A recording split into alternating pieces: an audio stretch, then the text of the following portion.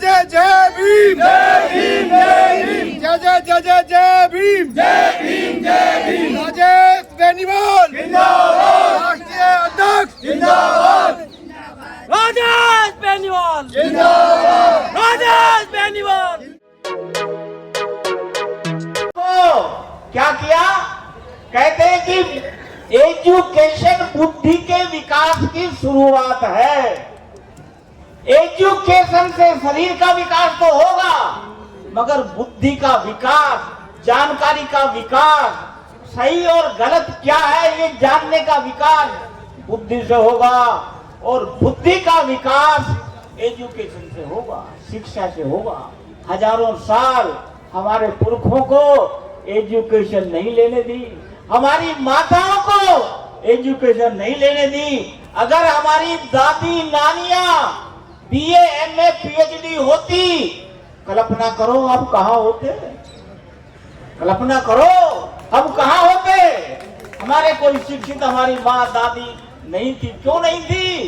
उनको पढ़ने का राइट नहीं दिया, यानी कि बुद्धि का विकास ही नहीं होने दिया। जानवर के स्तर पे हमें गिरा दिया। हमें जोड़ का गंदा पानी, खाने को जूठन, सबसे गंदा काम। आज भी पूरे देश में जाओ, हम गंदे नालों पर ही रहते हैं। उस जगह पे हमारा निवास है जहाँ सबसे बेकार की जगह है। बुद्धि का विकास नहीं होने दिया। मैं एक ही 2 मिनट में बात कहूंगा। अब बुद्धि का विकास हम और आप कर सकते हैं। जिन्होंने एजुकेशन ले ली वो भी, जिन्होंने एजुकेशन नहीं ली वो भी।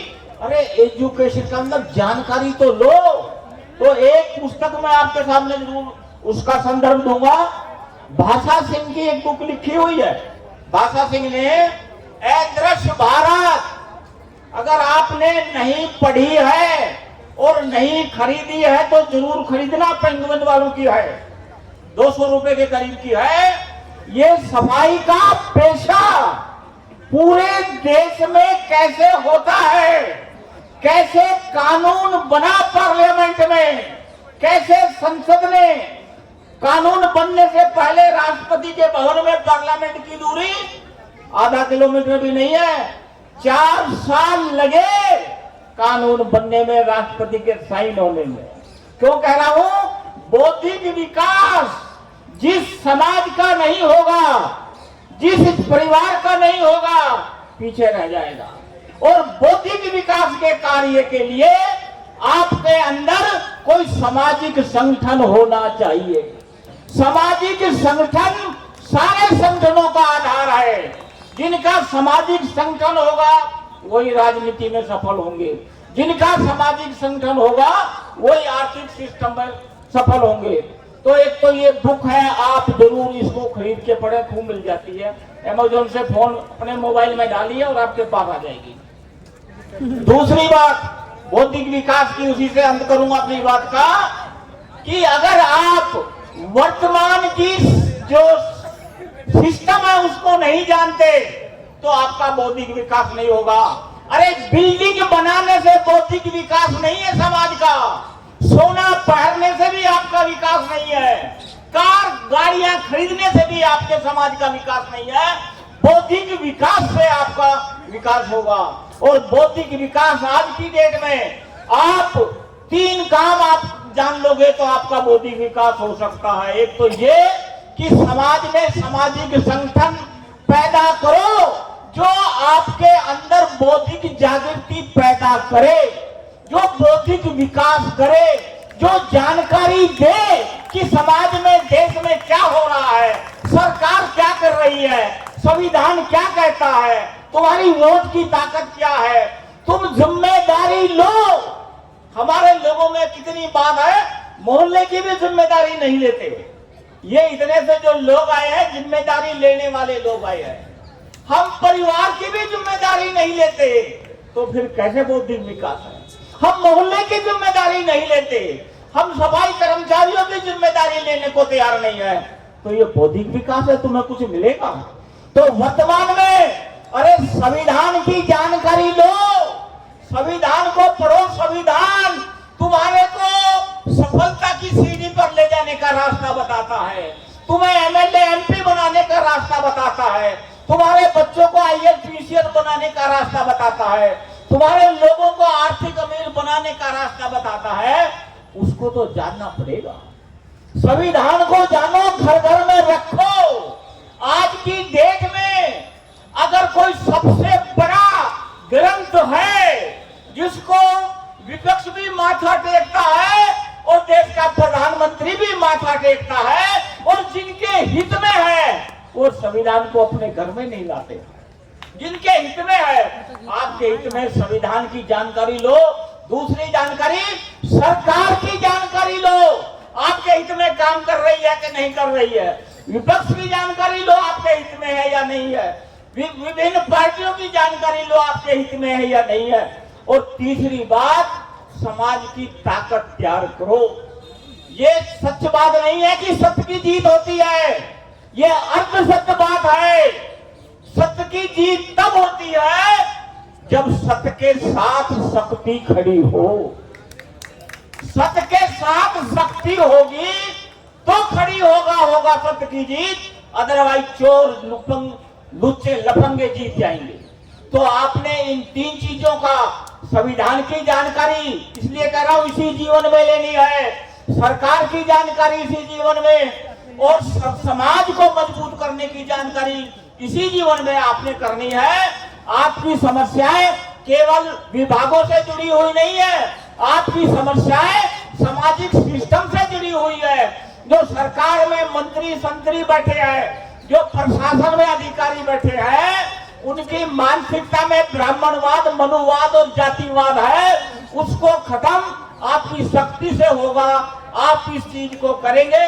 हम इधर राजेश जी को आश्वासन देते हैं कि हम आपके साथ हैं। हम आपके लिए अलग तरह की जो हम ट्रेनिंग चलाते हैं महिलाओं के लिए भी, और निवेदन करते हैं कि गरीब मत रहो। गरीब रहना भी आपकी बुद्धि और आपके ऊपर डिपेंड करता है। बच्चों के लिए गरीबी मत छोड़ के जाना। बच्चे आप पे आशा उम्मीद लगाए बैठे हैं। आप देश के मालिक को ताकत पैदा करो, आप करोगे।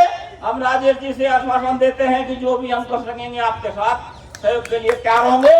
आपने हमें समय दिया और इतना सुना, बहुत बहुत शुक्रिया, धन्यवाद। जय भीम, जय भारत, जय बोल। दलित समाज के साथ शोषण हो रहा है।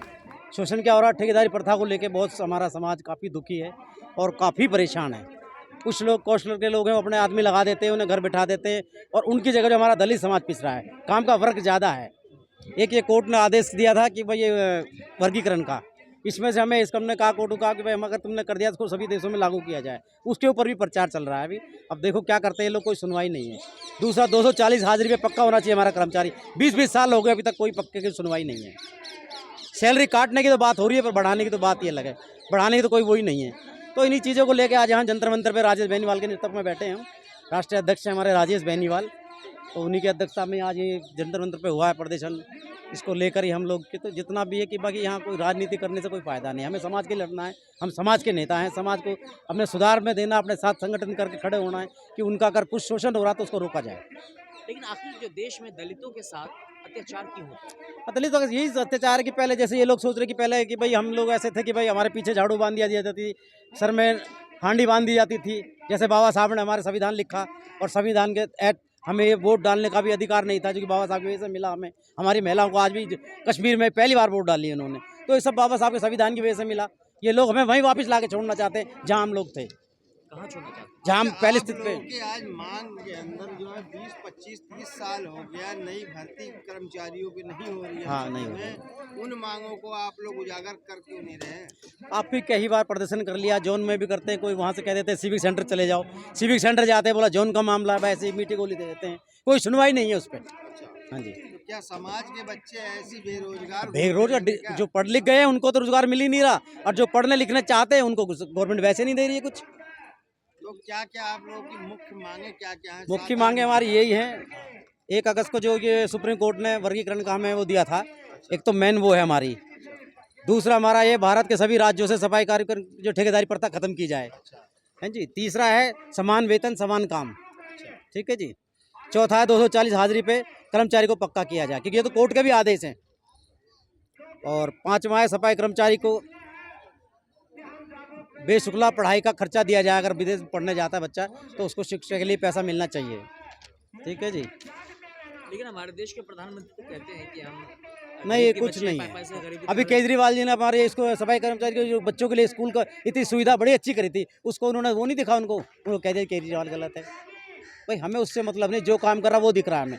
अभी इन्होंने बस फ्री कर दी, स्कूल में एजुकेशन अच्छी कर दी, प्राइमरी स्कूलों में, सरकारी स्कूलों में, तो जो दिख रहा है वही तो ना। हमें केजरीवाल से क्या लेना? हमारे घर में कोई रोटी गिरने जाएगा नहीं वो, या राशन भरने जाएगा। हमें तो जो हमारे बच्चों को मिल रहा है वो दिख रहा है। तो क्या लगता है कि आप बहुजन है, दलित है, क्या उसे दबाया जाता है, उसे ऊपर उठने नहीं दिया उसे जाता? काम ही नहीं करने दिया था।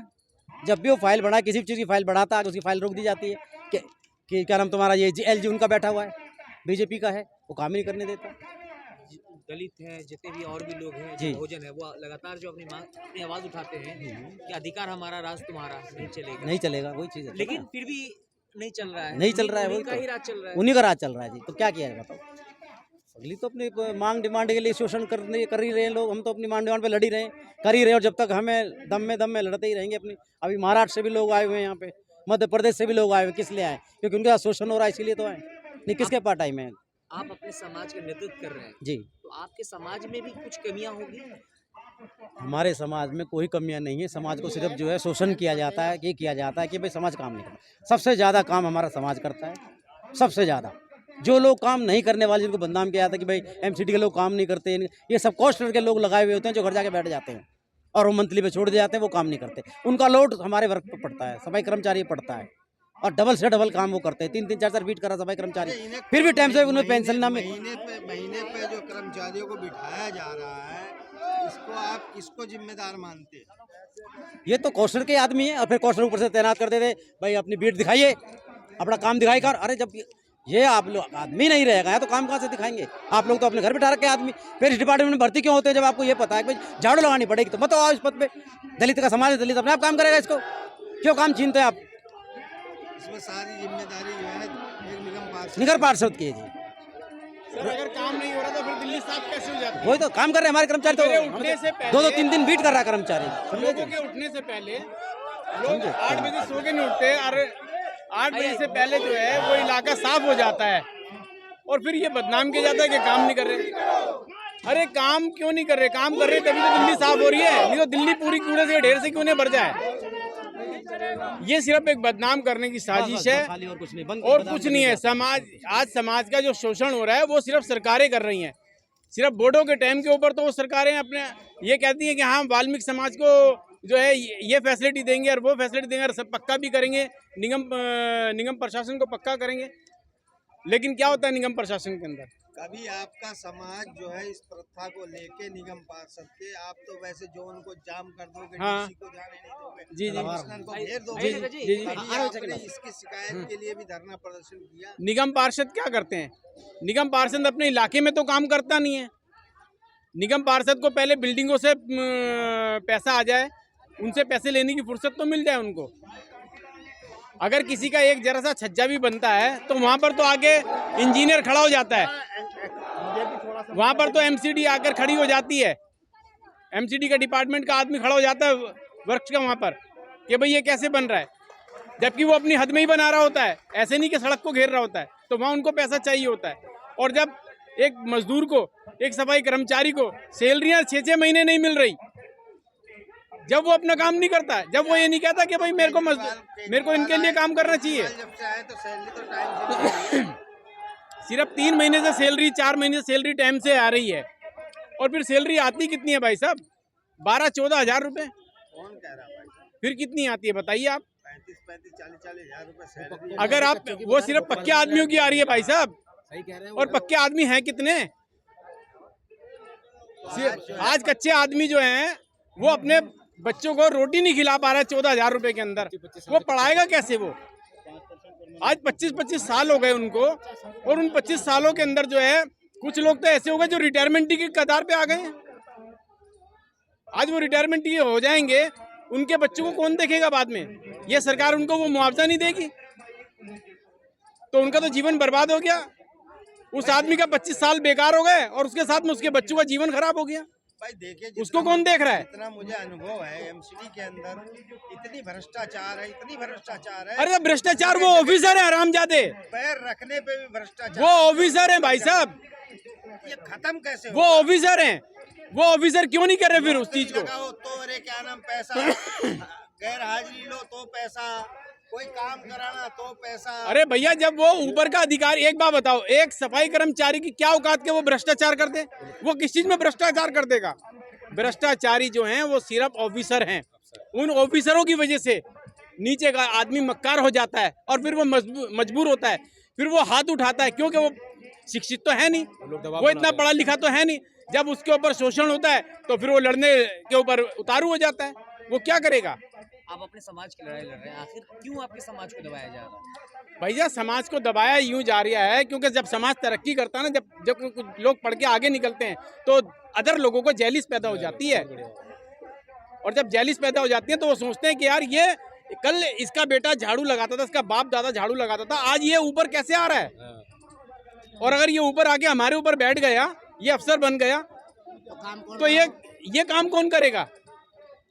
तो इसलिए वो हमारे ऊपर शोषण करा रहे हैं, ताकि कि ये लोग वहीं के वहीं दब जाएं, वहीं के वहीं रह जाएं, ताकि कि ये लोग पढ़े लिखे शिक्षित ना हो सकें। यानी आज के कलयुग में भी छूत-अछूत का मामला है। छूत-अछूत का मामला तो बहुत है भाई साहब। आज आप आए दिन उसके अंदर देख लो, आप टीवी में, अखबारों के अंदर कितना दिखाया जाता है।